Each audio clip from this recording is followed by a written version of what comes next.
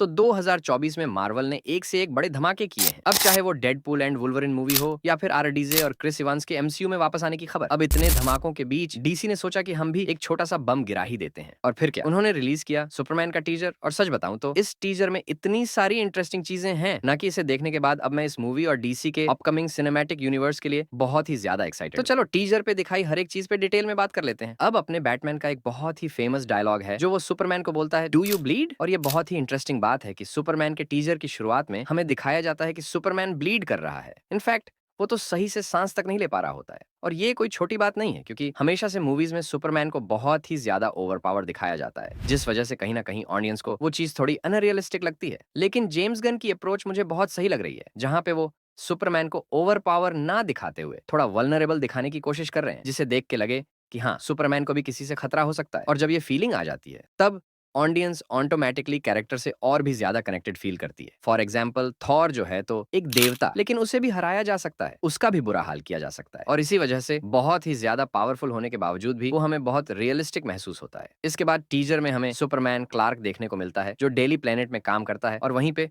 उसकी गर्लफ्रेंड भी काम करती है। फिर इसके बाद टीजर मूव करता है अपनी इमोशनल साइड पे, जहां पे हमें क्लार्क और उसके फादर को दिखाया जाता है। और इस सीन को देख के पता नहीं क्यों ऐसा लग रहा है कि यहाँ पे कुछ गड़बड़ होने वाला है। उसके फादर को कोई खतरा आने वाला है, जैसे कि हेनरी कैविल वाली मूवी के अंदर था। इसके बाद आती है टीजर की सबसे यूनिक चीज, जहां पे हमें दिखाया जाता है कि सुपरमैन अपनी घायल कंडीशन में अपने डॉग को हेल्प के लिए बुलाता है और वो डॉग भागा चला आता है। अब ये जो डॉग है इसका नाम है क्रिप्टो, और ये क्रिप्टन से ही आया होता है और इसके पास भी सुपर पावर है। इसके बाद आता है टीजर का एक बहुत ही खूबसूरत शॉट, जहां पे सुपरमैन को एक बच्ची को बचाते हुए स्लो मोशन में दिखाया जाता है। और सच बताऊं तो मुझे ये पर्टिकुलर शॉट बहुत ही ज्यादा अच्छा लगा। फिर इसके बाद हमें मूवी का मेन यानी कि लेक्स लूथर और उसकी बिल्डिंग दिखाई जाती है, जिसका नाम है लूथर कॉर्प। और मोस्ट प्रोबेबली इस बिल्डिंग के बीच में ये जो पार्ट दिख रहा है ना, यही उसका ऑफिस होगा। इसके बाद एक शॉट आता है जहां पे सुपरमैन एक ग्लास केज के अंदर बंद है और उसे तोड़ के बाहर आ रहा है। और मोस्ट प्रोबेबली मूवी के किसी पॉइंट पे लेक्स लूथर ही सुपरमैन को कैद करेगा। बट सुपरमैन तो सुपरमैन है, उसे ज्यादा देर तक कौन कैद करके रख सकता है। इसके बाद एक बहुत ही खूबसूरत और इंटरेस्टिंग सा शॉट आता है जो सुपरमैन की कोर वैल्यू को रिप्रेजेंट करता है, यानी कि होप,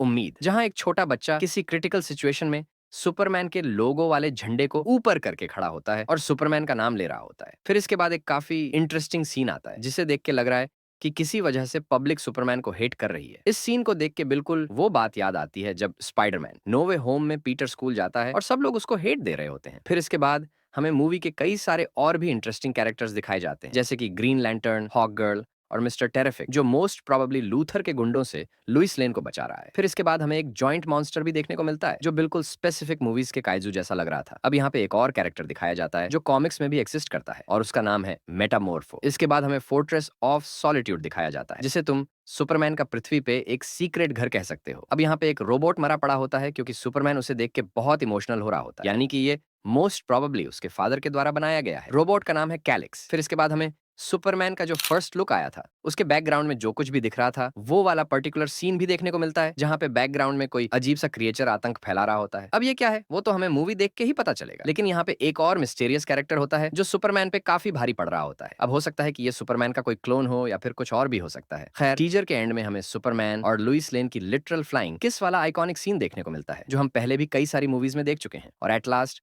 कुछ वक्त के लिए ही सही, लेकिन हमें सुपरमैन उड़ता हुआ भी दिखाया जाता है। और इसी के साथ ये टीजर एंड हो जाता है।